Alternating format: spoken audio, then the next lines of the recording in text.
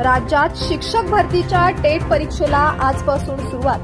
महाराष्ट्र राज्य परीक्षा परिषदेच्या माध्यमातून घेतल्या जाणाऱ्या शिक्षक अभियोग्यता व बुद्धिमत्ता चाचणी अर्थात टेट परीक्षेला आजपासून राज्यातील विविध डिजिटल परीक्षा केंद्रांवरती सुरुवात झाली आहे.